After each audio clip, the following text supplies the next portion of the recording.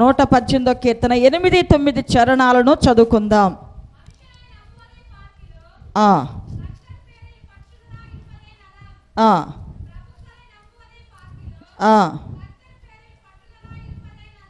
చాలండి. మనుషులను, page number చెప్తున్నాను, క్రొత్త వాళ్ళు ఉన్నారు కదా, తెలుగు బైబిల్లో 514 పేజీ నెంబర్, 514 పేజీ నెంబర్ తెరవండి. దేవుని యొక్క సన్నిధానంలో ప్రియమైన వాళ్ళారా, 514 నెంబర్ పేజీ నెంబరు 118, 8-9 వచనాలు మీరు చూస్తే, మనుషులను నమ్ముకొనుట కంటే యెహోవాను ఆశ్రయించుట మేలు, రాజులు నమ్ముకొనుట కంటే యెహోవాను ఆశ్రయించుట మేలు అని దేవుని వాక్యము మనకి స్పష్టముగా తెలియచేయబడుతుంది. కాబట్టి ఆయన పరిశుద్ధ సన్నిధికి వస్తున్న మనము ఎవరిని నమ్ముకోవాలి అంటే దేవుని నమ్ముకోవాలి. ఎవరిని నమ్ముకోవాలి? దేవుని నమ్ముకోవాలి. చాలామంది అంటారు, నేను దేవుని నమ్ముతాను, మనుషులను ఎవరిని నమ్మను, దేవుని నేను ఆశ్రయిస్తాను, దేవుడు తప్ప నాకు ఇంకెవరు లేరని అంటారు. అయితే ప్రియమైన వాళ్ళారా, ఈ లోకంలో మనుషుల సహాయం లేకుండా మనం ఎవరము కూడా బ్రతికుండలేదు. మనుషుల సహాయం లేకుండా నేను బ్రతికానని ఎవరైనా చెప్పగలమా? ఇప్పుడు మనం పుట్టినప్పుడు ఎవరో ఒకరు వచ్చి మనల్ని ఎత్తుకొని ఏం చేశారు? మన స్నానం చేస్తారు, మనకు బట్టలు వేశారు, మనకి మంచిగా సిద్ధపరిచారు. మన తల్లి మనకేం చేసింది? పాలిచ్చింది. మన తండ్రి మనల్ని ఎత్తుకున్నాడు. మరి రకరకాలుగా మనము పెంచబడుతూ వచ్చాము. ఈరోజు మన పనులు మనం చేసుకునే రీతికి ఎదిగొచ్చాం. కనుక అదే విధముగా మనము రేపు పోయిన తర్వాత కూడా ఎవరో ఒకరు వచ్చి భూస్థాపన చెయ్యాలి. అయితే ప్రియమైన వారలారా, మనుషుల సహాయం అనేది దేవుడే మనకు అందుబాటులో ఉంచి దేవుడే మనకు ఎంతో అద్భుతముగా సహాయము చేస్తాడు. నా ప్రియమైన దేవుని వారలారా, దేవుడు మనతో మాట్లాడుతూ ఉన్నాడు. మనుషులు నమ్ముకొనుట కంటే యెహోవాను ఆశ్రయించుట మేలు, రాజులు నమ్ముకొనుట కంటే యెహోవాను ఆశ్రయించుట మేలు. అనేక మార్లు ఈ మాట మనం చదువుకున్నాము, విన్నాము, అనేక విధాలుగా మనకు తెలుసు. అయితే దేవుని యొక్క సన్నిధానంలో మనము మనుషులను నమ్మకూడదు. మనుషుల యొక్క ఆలోచనలు మనకు ఉండకూడదు. దేవుని మీద మాత్రమే మనము ఆసక్తిని కలిగి జీవించాలి. యెహోవాను మనం ఆశ్రయించాలి. ఎవరిని ఆశ్రయించాలి? యెహోవాను ఆశ్రయించాలి. యెహోవా అనగా 4 పాయింట్స్ చెప్తాను. యెహోవా అనగా ఎవరు, యెహోవా అంటే ఏంటి అనేది 4 పాయింట్స్ మనం ఆలోచన చేస్తే ప్రియమైన వాళ్ళారా, యెహోవా అనగా స్వయంభవుడు. యెహోవా అనగా అర్థం ఏంటి? స్వయంభవుడు అంటే తనకు తానుగా కలిగినవాడు. ఈయన ఎలాంటి వాడు? తనకు తానుగా కలిగినవాడు. మనము చేసుకునే దేవుడు కాదు, మనల్ని చేసినవాడు. కాబట్టి దేవుని యొక్క సన్నిధానంలో ఈ దేవుని ఎవరు చేయలేదు, తనకు తానుగా కలిగినవాడు. రెండవది, ఆయన నిత్యుడు. ఆయన ఏమైనాడు? నిత్యుడు, ఎల్ల కాలములు ఉండేవాడు. అర్థమైందా? పోయిన సంవత్సరం ఉన్నాడు, ఈ సంవత్సరం దేవుడు లేడు అని చెప్పడానికి లేదు. ఆయన ఎల్ల వేళలా, ఎల్ల కాలము, మరి ప్రజెంట్ టెన్స్లో ఉన్నవాడు, పాస్ట్ టెన్స్లో ఉన్నవాడు, ఫ్యూచర్ టెన్స్లో కూడా ఉండబోయేవాడు. కనుక ప్రభువు ఆయన నిత్యుడై ఉన్నాడు. ఎల్ల కాలములలో, భూత వర్తమాన భవిష్యత్ కాలములలో ఉండువాడు. అల్పయు ఓ మేఘమై ఉన్నాడు. ఆయన ఆదియు ఆయనే, అంతము ఆయనే అయి ఉన్నాడు. ప్రియమైన వారలారా, దేవుని యొక్క పరిశుద్ధ సన్నిధానంలో మూడవదిగా గమనిస్తే, మనం ఆరాధించే దేవుడు యెహోవా అనే పేరు కలిగిన వాడు కాబట్టి ఆయన పరిశుద్ధుడు. ఆయన ఏమైనాడు? పరిశుద్ధుడు. ఆయన పరిశుద్ధుడు. మనం ఆరాధించే దేవుడు ఏమైనారు? పరిశుద్ధుడైనాడు. నేను పరిశుద్ధుడైన ప్రకారము మీరును పరిశుద్ధులై ఉండుడని తెలియచేస్తున్నాడు. కనుక ఆయన పరిశుద్ధుడై ఉన్నాడు. ఆయన దగ్గర మరి పరిశుద్ధత ఉంటుంది. ప్రియమైన వాళ్ళారు గమనించండి, దేవుని యొక్క సన్నిధానంలో ఈ లోకంలో మరి సత్యము అసత్యం అనేది 2 ఉన్నాయి. ఏమున్నాయి? సత్యం ఉంది, అసత్యం ఉంది. ఈ సత్యం అనేది చెప్పులు వేసుకునే పోయే లోపు అసత్యం ఊరంతా తిరిగి వచ్చుద్దట. సత్యము చెప్పులేసుకుని పోయే లోపు అసత్యం ఏం చేస్తుందంట? ఊరంతా తిరిగి వచ్చుద్దంట. సత్యము అసత్యము అనే రెండు కవల పిల్లలు ఉన్నాయి. సత్యం అసత్యం అనే రెండు కవల పిల్లలు. ఈ రెండు కవల పిల్లలు ఒకరోజు చెరువులో స్నానం చేస్తున్నాయట.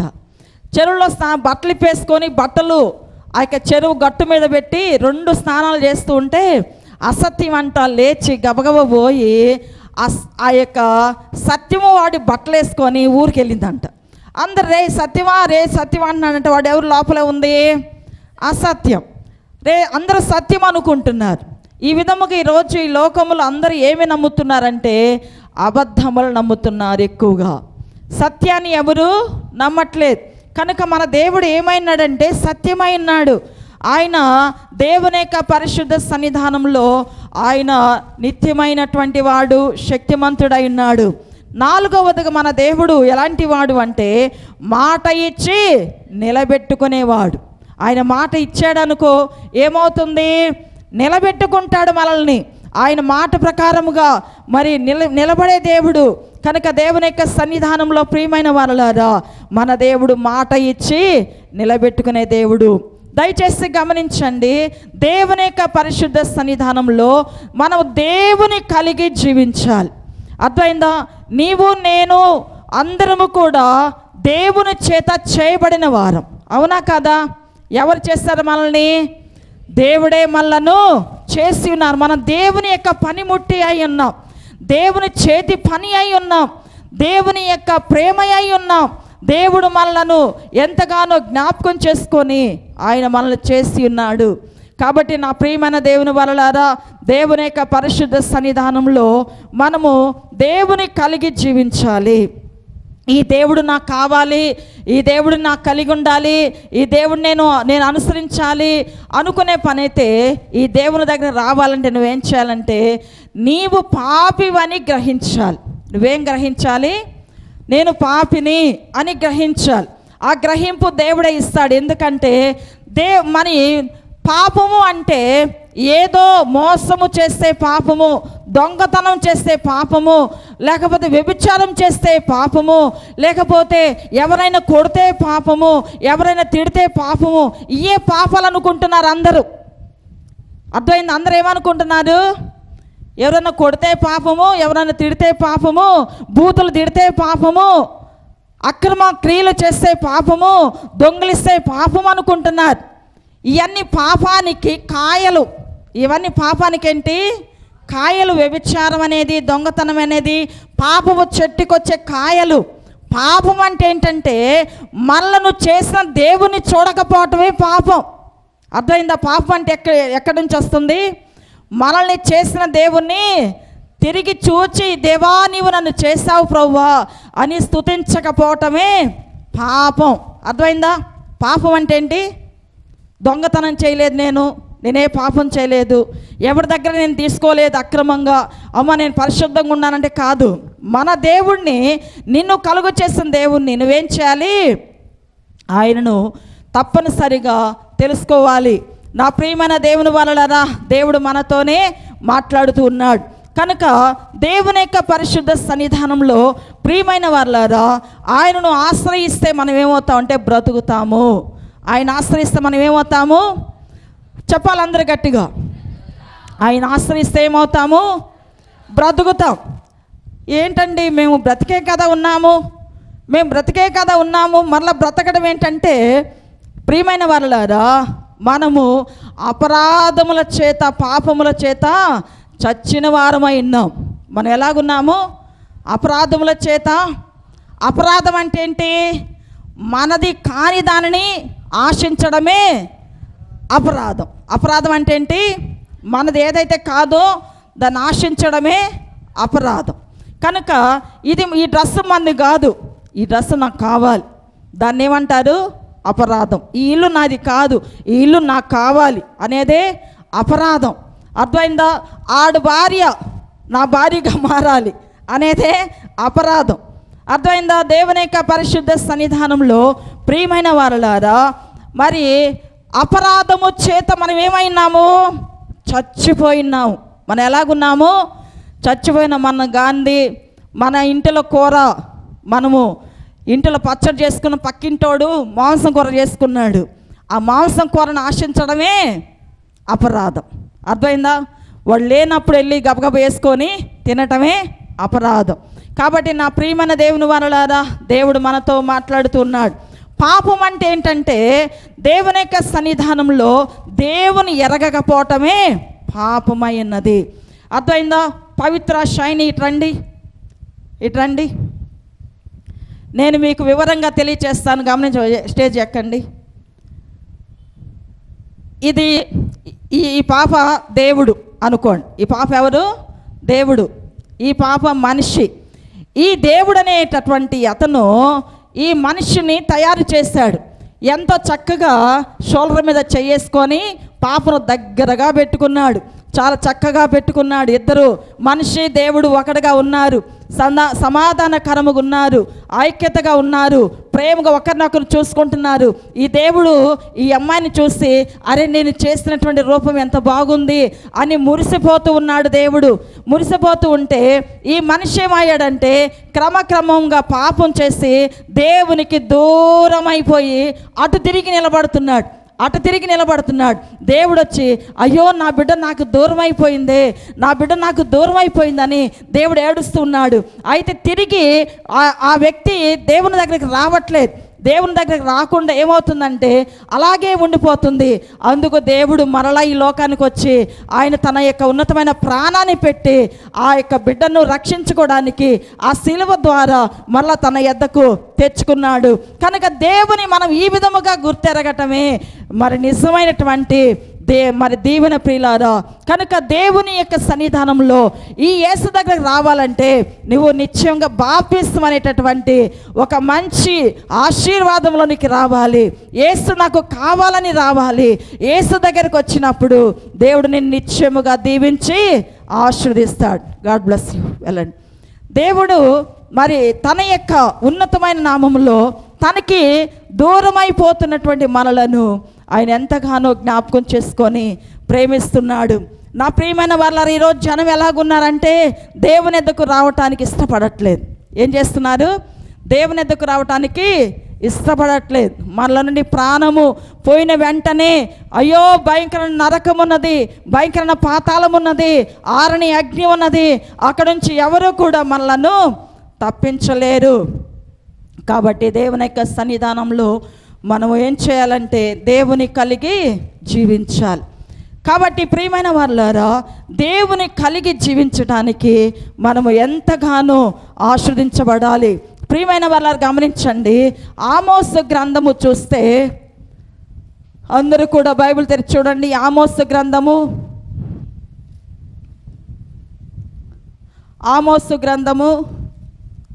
Page number 757 page number 757.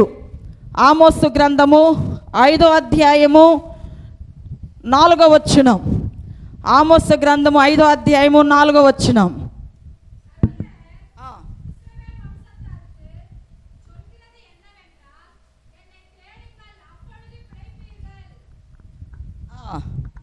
చాలండి. ఇశ్రాయేలుతో యెహోవా సెలవిచ్చింది ఏమనగా, నన్ను ఆశ్రయించినలా మీరు బ్రతుకుదురు. దేవుని యొక్క సన్నిధానంలో ప్రభు ఏం చెప్తున్నాడు? నన్ను ఆశ్రయించండి, నా వైపు తిరగండిరా, నేనున్నానని గుర్తించండి. నేను మిమ్మల్ని చేసుకొని ఉన్నాను, నా యొక్క చంకను ఎత్తుకొని ఉన్నాను, మీకు నేను అన్ని రకాలుగా సహాయం చేయగలను. నా వైపు తిరగండి, నా చేతి పనులు మీరు, నా బిడ్డలు మీరు, నా వారు మీరు, మిమ్మల్ని సిద్ధపరిచి తయారు చేసి ఈ భూగర్భము మీద మిమ్మల్ని ఉంచి ఉన్నాను. నా వైపు తిరగండి, మీరు అప్పుడు బ్రతుకుతారు. మీరు వారిని వీరిని చూసి దాన్ని దీన్ని ఆశించి అపరాధముల చేత చావకూడదు. మీరు నా వైపు తిరగండి అని చెప్పి దేవుడు ఎంతో స్పష్టముగా చెప్తూ ఉన్నారు. కనుక మనము దేవుని ఆశ్రయించాలి ప్రియులారా. దేవుని కానీ ఆశ్రయిస్తే మనం ఏమవుతామంటే బ్రతుకుతాము. దేవుని ఆశ్రయిస్తే మనం ఏమవుతాము? బ్రతుకుతాం. ఎంతమందికి బ్రతకాలని ఆశ ఉంది? బ్రతకాలి. ఇలా కాదు, దేవుని కలిగి బ్రతకాలి. ఎలా బ్రతకాలి? దేవుని కలిగి, దేవుని సన్నిధిని కలిగి బ్రతకాలి. జీవించున్న పేరు మాత్రం ఉన్నది కానీ నీవు మృతుడవే అనే స్థితిలో ఉండకుండా మనము జీవము కలిగి ఏ పాపం చేసినా, ఏ పొరపాటు చేసినా, అరే నేను పొరపాటు చేశాను, తొందరపడి మాట్లాడాను, తొందరపడి కోపడ్డాను, దేవుని మందిరానికి పోలేదు నేను అని చెప్పి ఆలోచన చేసి గ్రహించేదే బ్రతకటం. అర్థమైందా? కాబట్టి దేవుని యొక్క సన్నిధానంలో ఆయన సన్నిధిని మనం ఆశ్రయిస్తే మనం ఏమవుతాము? బ్రతుకుతాం. 25వ కీర్తన 6వ చరణం చూస్తే 85వ కీర్తన 85వ కీర్తన 6వ చరణం 85వ కీర్తన 6వ చరణం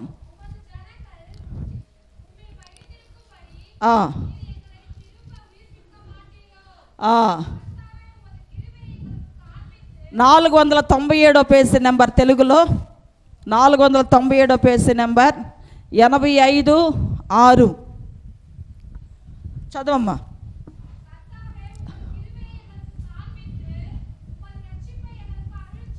చాలండి. నీ ప్రజలు నీ యందు సంతోషించినట్లు నీవు మరలా మమ్మను బ్రతికింపవా. దేవుని యొక్క సన్నిధానంలో ప్రజలు దేవుని సన్నిధానంలో సంతోషించాలంటే ఏమవ్వాలి? బ్రతకాలి. వాళ్ళు ఏమవ్వాలి? బ్రతకాలి. దేవుని వైపు తెరిచి చూడాలి. కాబట్టి దేవుని యొక్క సన్నిధానంలో గత గురువారము రాత్రి సరిగ్గా 11:45 ఇస్రాంత్ అక్క నాకు ఫోన్ చేశారు. అప్పుడే నా వ్యక్తిగత ప్రార్థన ముగించుకొని పండుకున్నాను. ఆ ఫోన్ చేసి ఏడుపుతో, అమ్మా నా కుమారుడు సతీష్ కనపడట్లేదు, అమ్మా వాడు ఎక్కడికి వెళ్ళాడో తెలియదు, పాస్టమ్మ గారు నా బిడ్డ కనపడట్లేదని ఏడ్చింది. చాలా భయంకరంగా ఏడ్చింది. నాకు ఇంకేం అర్థం కాల, పండుకోవాలి, ఇంక లేచి కూర్చున్నాను. ఏంటి ప్రభువా ఈ యొక్క శోధన, ఈ సమస్య ఆ కుటుంబానికి ఏంటి అని దేవుని సన్నిధానంలో ఎంతో భారముగా ప్రార్థన చేస్తూ వెంటనే పాస్టర్ గారు ఏంటంటే ఇలాగని చెప్తే ఇక ఇద్దరం కూడా ప్రార్థన చేశాం. ప్రభువా అయితే నా హృదయానికి ఏ కీడు అనేది తెలియట్లేదు, కీడు జరిగింది అనిపించలేదు.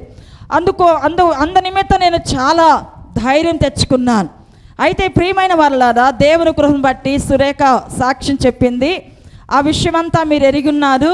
అయితే నేను ఈరోజు ఏం చెప్తున్నానంటే, ఇంటి నుండి వెళ్ళిపోయిన బిడ్డ కనపడలేదని అలా ఏడ్చినట్లుగానే దేవుని మందిరంలో కనపడలేదని ఏడవాలి.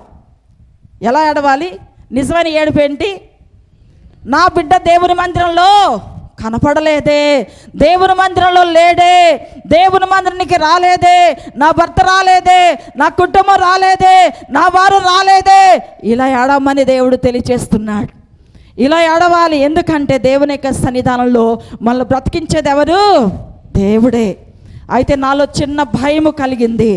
మరి వాడు ఉరివేసుకోబోతున్నాడు అని చెప్పినప్పుడు ఆ టైంలో సాతానుడు ఉపయోగించుకుంటే అవకాశం ఎలా ప్రభువా?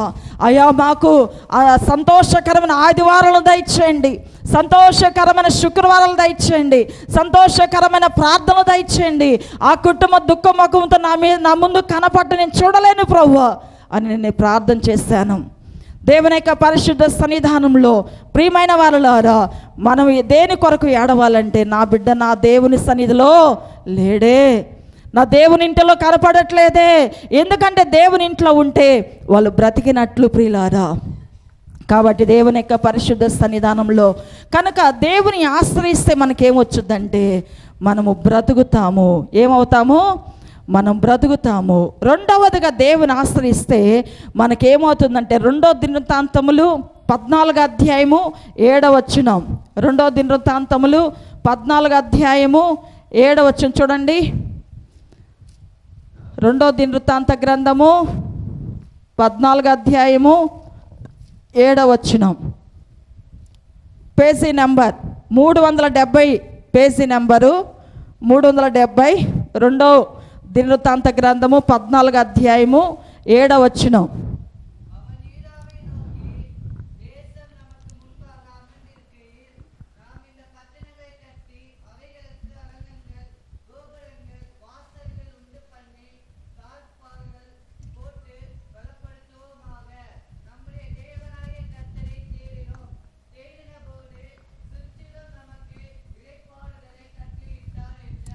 చాలండి. అతడు యూదా వారికి ఇలాగూ ప్రకటన చేసెను, మన దేవుడిని యెహోవాను మనం ఆశ్రయించినందున ఆయన మన చుట్టూను నెమ్మది కలుగు చేసి ఉన్నాడు. దేశమందు మనము నిరభ్యంతరముగా తిరగవచ్చును. మనం ఈ పట్టణములను కట్టించి వాటికి ప్రాకారములను, గోపురములను, గుమ్మములను, ద్వారబంధములను అమర్చుదము. కాగా వారు పట్టణములను కట్టి వృద్ధి నొందిరి. కనుక దేవుని ఆశ్రయిస్తే రెండవదిగా మనకేం కలుగుతుందంటే నెమ్మది ఉంటుంది. దేవుని ఆశ్రయిస్తే మనకేం కలుగుతుంది? నెమ్మది. దేవుని ఆశ్రయిస్తే మన ప్రాకారాలు కట్టబడతాయి, మన ఇంటిలో నెమ్మది ఉంటుంది. దేవుని ఆశ్రయించకపోవటం వలన మన పిల్లల ద్వారా, మన కుటుంబం ద్వారా మనము అనేక రకాలుగా బలహీనముగా, దిగులుతో, వేదనతో ఉంటాం. ప్రియమైన వారలారా, దేవుని మనము ఎప్పుడూ కూడా ఆశ్రయించాలి.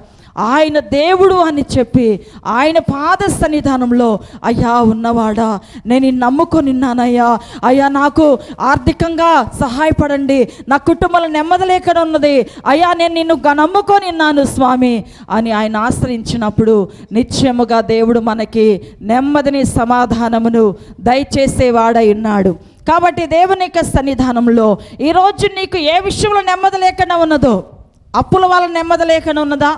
అయ్యో అప్పులకి పోతుంది, నా జీవితం అంతా అప్పులకు పోతుంది, అప్పుల ద్వారా నెమ్మది లేకపోతుంటే ఈ అప్పుల గురించి నువ్వు దేవునితో చెప్పు.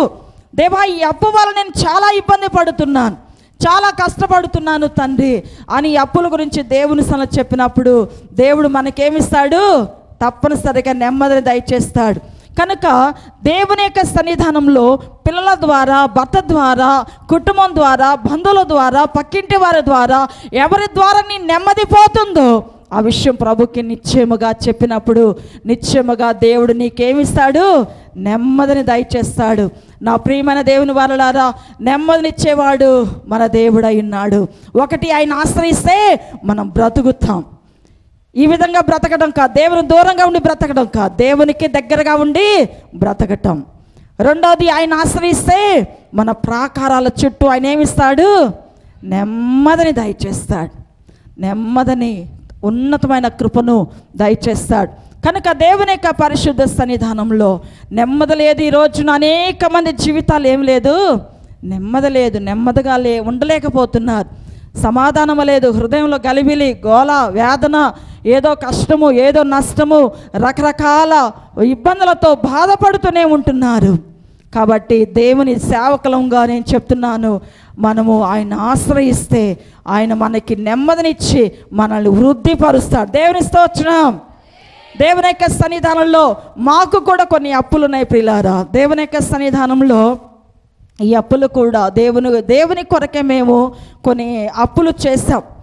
అప్పు చేసినప్పుడు ఆ పాస్టర్ గారికి వచ్చిన జీతం అంతా కూడా అప్పులకి పోతుంది.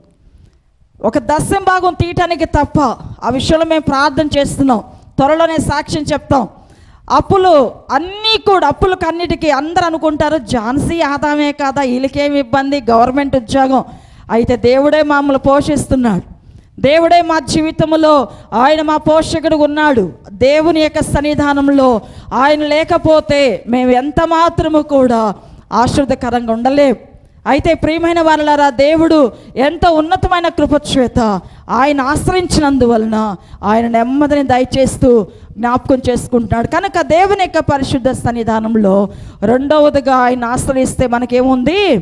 నెమ్మది ఉంది. మూడవదిగా గమనిస్తే ఇర్మియా గ్రంథము 17వ అధ్యాయము 7వ వచనాన్ని మనం చూస్తే, ఇర్మియా గ్రంథము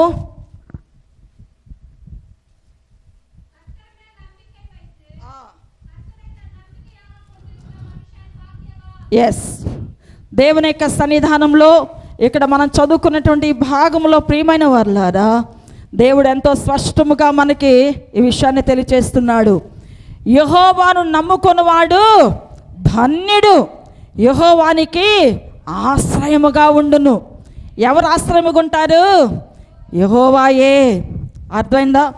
యెహోవా అంటే నేను 4 విషయాలు చెప్పాను కదా.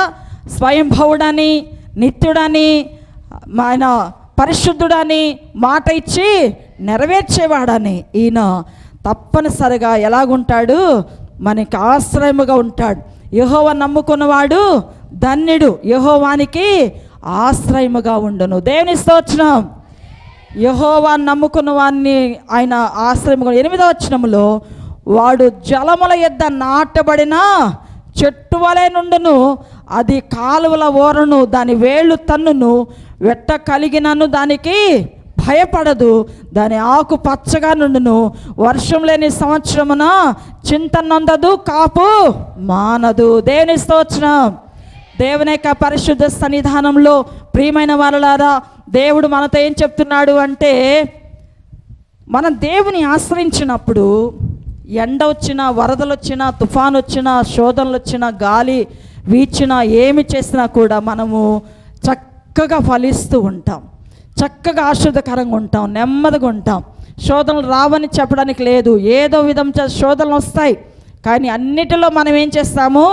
నెమ్మదిగా ఉంటాము. మరి వర్షాకాలము ఫలిస్తాము, వానాకాలంలో ఎండాకాలంలో ఫలిస్తాము, శీతాకాలంలోనూ ఫలిస్తాము. ఎప్పుడు కూడా ఫలించేవారుగానే, ఎప్పుడు సంతోషంగా ఉండే విధముగానే దేవుడు మనల్ని దీవిస్తాడు. కాబట్టి దేవుని యొక్క సన్నిధానంలో మనము ఆయనను కలిగి జీవించాలి, ఆయన ఆశ్రయించాలి. కనుక మొట్టమొదటిగా దేవుని ఆశ్రయిస్తే బ్రతుకుతాము, రెండవది దేవుని ఆశ్రయిస్తే నెమ్మదిగా ఉంటాము, వృద్ధి పొందుతాము, మూడవదిగా దేవుని ఆశ్రయిస్తే ఫలిస్తాం. అర్థమైందా? మనం ఎలాంటి వారం అవుతాము? ఫలిస్తాము. 17 వచ్చిన చూడండి, ఇర్మియా గ్రంథం 17 చదవండి. ఆపత్కాలమందు నీవే నా ఆశ్రయము, నాకు ధైర్యము అధైర్యము పుట్టింపకము, నాకు అధైర్యము పుట్టింపకము. ఆపత్కాలమందు నీవే నాకు ఆశ్రయం. ఆపత్కాలాలు మనకు వస్తాయి, అలాంటి టైంలో మనం భయము పడకుండా ఆయన వైపు తేరి చూడటానికి దేవుడు మనకి ఎంతో ఉన్నతమైన సహాయము చేస్తాడు ప్రియులారా. కాబట్టి దేవుని యొక్క సన్నిధానంలో దేవుడు మనతో మాట్లాడుతూ ఉన్నాడు. ఏమంటూ ఉన్నాడు అంటే, నీవు నన్ను ఆశ్రయించుదా. దేవుడు మనల్ని ఎలా పిలవగలడు? రే, నన్ను ఆశ్రయించు, నన్ను ఆశ్రయించు. నన్ను ఆశ్రయిస్తే నువ్వు బ్రతుకుతావు, నన్ను ఆశ్రయిస్తే నువ్వు నెమ్మదిగా ఉంటావు, నన్ను ఆశ్రయిస్తే నువ్వు ఫలిస్తావు, నన్ను ఆశ్రయిస్తే ఆపత్కాలంలో భయం లేకుండా, దిగులు లేకుండా నీవు ఉంటావు. అర్థమైందా? కరోనా టైంలో అనేక మంది విలవిలలాడి చనిపోయారు, గిలగిల కొట్టుకొని చనిపోయారు, ఆక్సిజన్ అందక ఎంతోమంది ఎన్నో రకాలుగా చనిపోయారు. కాబట్టి ఏ శోధన వచ్చినా సరే మనము జయాన్ని పొందుతాము. చివరగా ప్రియమైన వారు, 4వదిగా మనం చూస్తే 2వ దినవృత్తాంత గ్రంథము 26వ అధ్యాయము, 2వ దినవృత్తాంత గ్రంథము 26వ అధ్యాయము 5వ వచనం. 2వ దినవృత్తాంత గ్రంథము 26 5వ వచనం, పేజీ నెంబర్ 380వ పేజీ నెంబర్.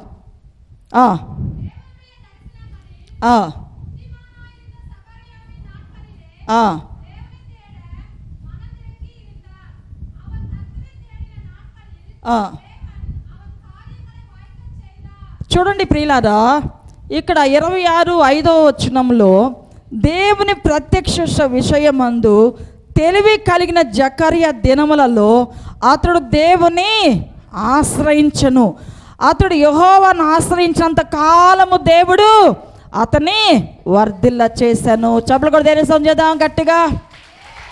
హల్లెలూయా. దేవుడు మనకి ఒక మంచి మాట చెప్తున్నాడు. ఏంటి అంటే, జకర్యా అనేటువంటి వ్యక్తి, జకర్యా దినములలో మరి ఇక్కడ ఒక రాజుగారు దేవుని ఆశ్రయించేంత కాలము దేవుడు అతను ఏం చేశాడు? వర్ధిల్ల చేశాడు.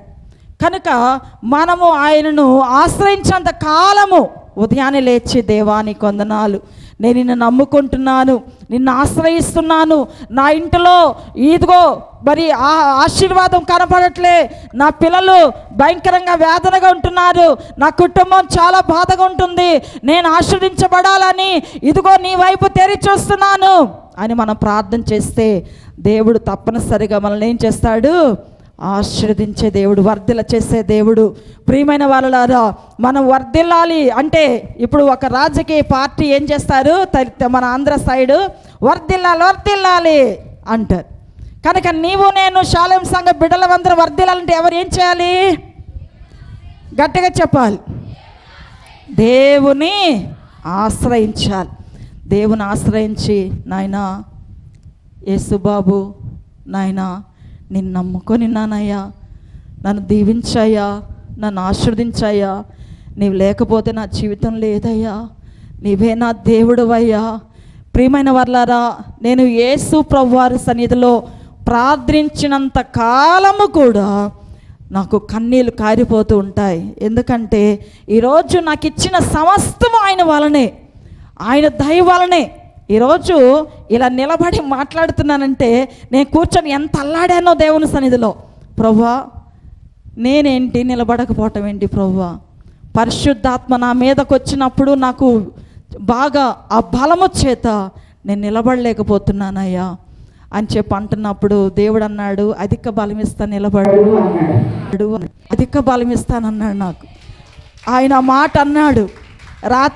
రాత్రి వినయ్ అన్నాడు, పాస్టమ్మ గారు మీరు నిలబడకపోతే ఎలా పాస్టమ్మ గారు, మీరు కూర్చొని ఉంటే ఇంకా అలాగే ఉండిపోతారు కదా, కొంచెం కొంచెం ప్రాక్టీస్ చేయండి, కొంచెం కొంచెం వాకింగ్ చేయండి అని ఆ బిడ్డ అన్నప్పుడు, అవును కదా నేను ఎందుకు ఇలాగుంటున్నాను అని చెప్పని అదే విధంగా ప్రార్థన చేస్తూనే ఉన్నాను దేవుని సన్నిధిలో.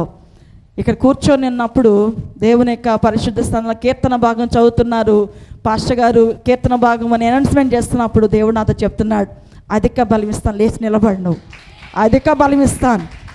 చిన్న బలము కాదు, అధిక బలము. దేవుని యొక్క సన్నిధానంలో ఇందా నుంచి చూస్తున్నాను, ఆ కళ్ళు తిరిగేది కనపట్ల. ఇందా నుంచి చూస్తున్నాను, ఆ కళ్ళు తిరిగేది నాకు కనపట్ల. నాకు కరెక్ట్గా ఫ్యాన్ పెట్టారు. నిజంగా పెట్టిన వాళ్ళు దీవించబడును గాక. దేవుని యొక్క సన్నిధానంలో ప్రియమైన వాళ్ళారా, ఓడించాడు దేవుడు ఆ బలహీనతను, జయాన్ని దయచేశాడు. ఆయన నామం కొరకు మనం నిలబడి ఉండటానికి దేవుడు మనకి ఎంతో ఉన్నతమైన శక్తిని ప్రసాదించేవాడై ఉన్నాడు. కనుక దేవుని ఆశ్రయించినప్పుడు మనం వర్ధిల్లుతాం. మంచి మాటలా ఇవన్నీ చెడ్డ మాటలా? అర్థమైందా? మనం ఏం చేస్తాం? మనుషులు నమ్ముకుంటాం. వెళ్ళి ఏదైనా సహాయము కావాలంటే వెంటనే ఎవరికి చెప్పేస్తాము? మనుషులకు చెప్పేస్తాం. కాదు, ముందు దేవునికి చెప్పు. మరి ఇస్రాంత్ అక్కలున్న మంచి ఆలోచన ఏంటంటే, తను నాకు పరిచయమైన దగ్గర నుంచి ఇంట్లో చిట్టుకొచ్చిన సమస్య వచ్చిన సరే, వెంటనే పాస్టమ్మ గారు సమస్య అండి, సమస్య వచ్చింది ఇంటిలో, ఇలాగుందండి పరిస్థితి, వెంటనే చెప్పేస్తుంది. నిజంగా నాకు చాలా ఆ మాట చాలా, అరే వెంటనే దేవుని వాక్యం సెలవిచ్చింది కదా, మీకు ఏదైనా శోధన కలిగితే సంఘ పెద్దలకు తెలియచేయండి. మీకు రోగం వచ్చిన బాధ వచ్చిన ఎవరికి తెలియచేయాలి? సంఘ పెద్దలకు. అలాగే మరి దేవుని యొక్క సన్నిధానంలో వెంటనే తెలియచేస్తారు. తెలియచేసి ఇక తను లాస్ట్కి అన్ని విషయాలు చెప్తూ ఉంటారు. కాబట్టి ప్రియమైన వారలారా, ఆ కుటుంబము చాలా విలవిలలాడిపోయారు, చాలా ఏడ్చారు. సురేఖ అంటుంది, మా నాన్న ఏడ్చింది నేను ఎప్పుడు చూడలేదక్క, మా నాన్న చాలా భయంకరంగా ఏడ్చాడు, మా నాన్న ఏడుస్తుంటే నేను నా వల్ల తట్టుకోవటానికి వీలు కాలేదు. అవును, ఆ తండ్రి ఏడుస్తుంటే ఆ బిడ్డ తట్టుకోలేకపోయింది. అదే ఆ బిడ్డ తట్టుకోలేకపోతే నిన్ను సృష్టించిన దేవుడు తట్టుకోగలడా? నిన్ను సృష్టించిన దేవుడు నువ్వు ఏడుస్తుంటే తట్టుకోగలడా? కాబట్టి దేవుని యొక్క సన్నిధానంలో దేవునికి మనము దగ్గరగా రావాలి. ఆయన సన్నిధానంలో ఏడ్చినప్పుడు వారి ఏడుపు, వారి ప్రార్థనలు, మనందరి ప్రార్థనలు మరలా వాడిని తన యొక్క తల్లిదండ్రుల దగ్గరకు చేర్చింది. ప్రియులారా, దేవుని యొక్క సన్నిధానంలో ఆయన మొన్న ఒక సహోదరి పిల్లలందరినీ కూర్చొని పెట్టుకొని, రే నేను ఊరేసుకుంటున్నాను రా అని చెప్పిందట. పిల్లలందరిని కూర్చొని పెట్టుకొని అనంటే, మమ్మీ అంతా యాక్ట్ చేయబాకు మమ్మీ అనంటే, మీ నాన్నకి చెప్పండి రా అని ఆమె కూడా వేసుకోవాలనుకోలే. అలా చెప్తూ ఉంది, అలా మెడకి అలాగే వేసుకుంది. ఆమెకి తెలియకుండా అరే ఇది తీయాలి అనుకునే లోపు ఆ కింద ఉన్న స్టూల్ పక్కకు తొలగింది. పిల్లలందరి ముందు చచ్చిపోయి, విలవిలలాడిపోయి చచ్చిపోయి. 4 పిల్లలు ఆమెకి. పిల్లలందరి ముందు విలవిలలాడి, ఆ పిల్లలు ఏం చేయాలి? చిన్న పిల్లలు కనుక సాతానుడు ఆ యొక్క అవకాశాన్ని సద్వినియోగపరచుకుంటాడు.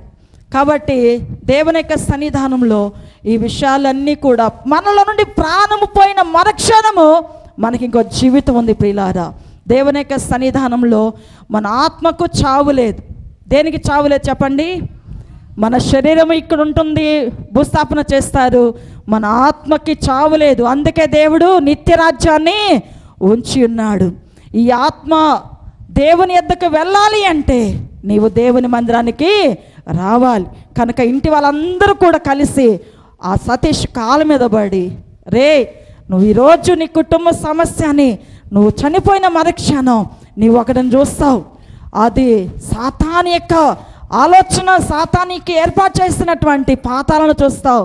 అక్కడికి మేమైనను నీ భార్యను ముఖ్యంగా దేవుడను రాని స్థలము రా. యుగ యుగములు అక్కడ కాలిపోతావు, అల్లాడిపోతావు, అక్కడ వేదన పడతావు, అక్కడ సంఘం ఉండదు, ప్రార్థన ఉండదు. అలాంటి స్థలాన్ని నువ్వు వెళ్ళకూడదని నీకు దండ పెట్టుకుంటున్నాను అని చెప్పి వాడికి బోధించండి. ఎందుకంటే మన ఆత్మకు చావు లేదు కనుక చావు లేని మన ఆత్మకు దేవుడు నిత్య రాజ్యాన్ని ఏర్పాటు చేశాడు. మరి చావు లేని మన ఆత్మకు సాతానుడు ఏం చేస్తున్నాడు? వాడు దొంగిలించడానికి వాడు ఏం చేస్తున్నాడు అంటే నిత్య నరకాన్ని, వాడికి ఏర్పాటు చేసిన నిత్య నరకాన్ని మన కోసం వాడు తీసుకెళ్ళటానికి అపరిమితముగా అనేక మందిని మరి అందులోకి వెళ్ళిపోతూ ఉన్నారు. నా ప్రియమైన దేవుని వారలారా, దేవుడే మనతో మాట్లాడుతున్నాడు. కనుక దేవుని ఆశ్రయిస్తే, ఒకటి దేవుని ఆశ్రయిస్తే ఏమవుతాము? గట్టిగా చెప్పాలి. దేవుని ఆశ్రయిస్తే రెండవది, దేవుని ఆశ్రయిస్తే మూడవది ఫలిస్తాం. దేవుని ఆశ్రయిస్తే నాలుగవది వర్ధిల్లుతాం. దేవుని యొక్క సన్నిధానంలో ప్రియమైన వారలారా, సరేనండి నేను ఆశ్రయించను, నేను దేవుని దగ్గరికి రాను, నేను దేవుని మాట వినను, ఏమవుతుంది అని అంటే దానికి కూడా ఒక మాట చెప్తాను చూడండి. దేవుని యొక్క సన్నిధానంలో 16వ కీర్తన 4వ చరణం, కీర్తనలు 16 కీర్తన 4వ చరణం.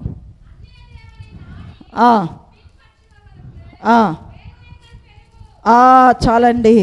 దేవుని యొక్క సన్నిధానంలో ప్రియమైన వారలారా, 16వ కీర్తన పేజీ నెంబర్ 458, 458 పేజీ నెంబర్ చూడండి.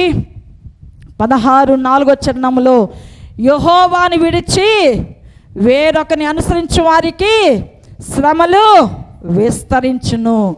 యెహోవాని విడిచిపెట్టేసి, దేవుని విడిచిపెట్టి దేవుణ్ణి మర్చిపోయి ఫ్రెండ్స్ దగ్గరికి వెళ్ళటం, ఉద్యోగం దగ్గరికి వెళ్ళటం, వాళ్ళ దగ్గరికి వెళ్ళటం, వీళ్ళ దగ్గరికి వెళ్ళటం ఉంటే ఏమొస్తాయట? శ్రమలు కావాలా? మనకి శ్రమలు కావాలా? శ్రమలు విస్తరిస్తాయని వాక్యము తెలియజేస్తుంది. శ్రమలు విస్తరిస్తాయి, అనేక శ్రమలలో మనం ఉండిపోతాం. కాబట్టి దేవుని బిడ్డలారా, దేవుని మనము ఆశ్రయించడం మానివేస్తే, దేవుని వదిలివేస్తే మనకి ఏది కూడా నెమ్మది ఉండదు.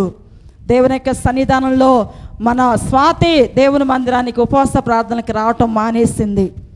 చిన్న చిన్న సమస్యకు రాకపోవటం వలన ఈరోజు తన కుమార్తె డెంగ్యూ జ్వరంతో హాస్పిటల్లో అడ్మిట్ అయింది. దేవుని నుండి దూరం అయిపోతే ఎవరికి దగ్గరైపోతాము? సాతానికి దగ్గరైపోతాం.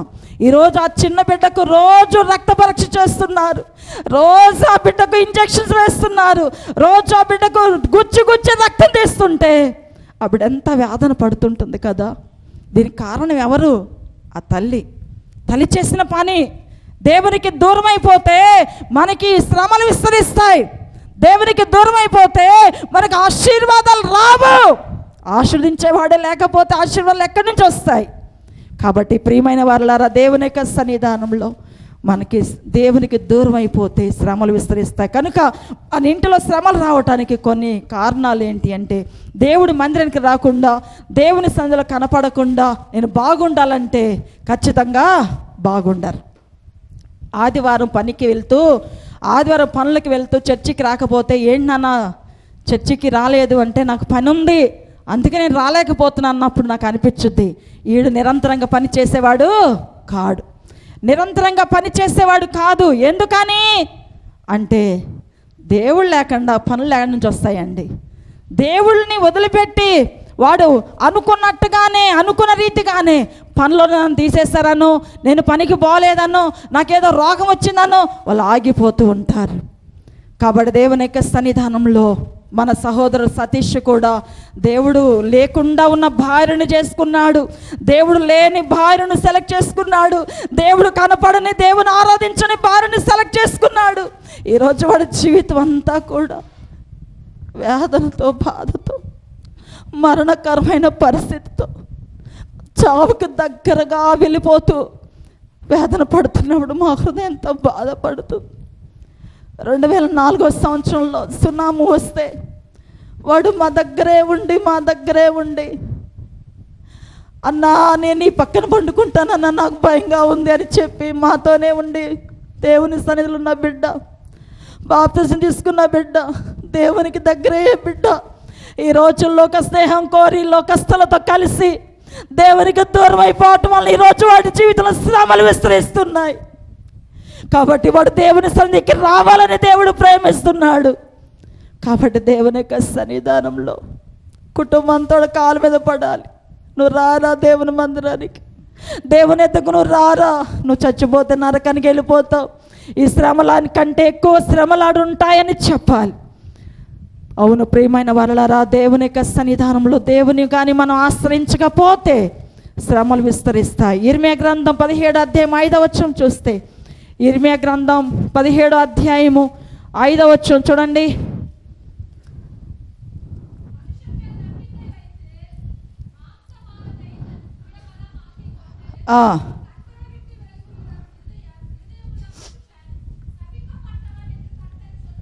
చూడండి ప్రియులారా, యెహోవా ఇలాగు సెలవిచ్చున్నాడు, నరులను ఆశ్రయించి శరీరాలను తనకు ఆధారముగా చేసుకొనొచ్చు తన హృదయమును యెహోవా మీద నుండి తొలగించుకున్నవాడు శాపగ్రస్తుడు. తన హృదయం ఎవరి మీద నుండి తొలగించుకున్నవాడు శాపగ్రస్తుడు అండి? యెహోవా మీద నుండి. మనం శాపం లేకుండా ఉండాలి అంటే దేవుని కలిగి జీవించాలి. నా ప్రియమైన దేవుని వారలారా, దేవుడు మనతో మాట్లాడుతున్నాడు. ఎంత చక్కగా చెప్తున్నాడు అంటే, యెహోవా ఇలాగూ సెలవిచ్చున్నాడు, నరులను ఆశ్రయించి శరీరం తనకు ఆధారముగా చేసుకొనొచ్చు తన హృదయమును యెహోవా మీద నుండి తొలగించుకున్నవాడు శాపగ్రస్తుడు.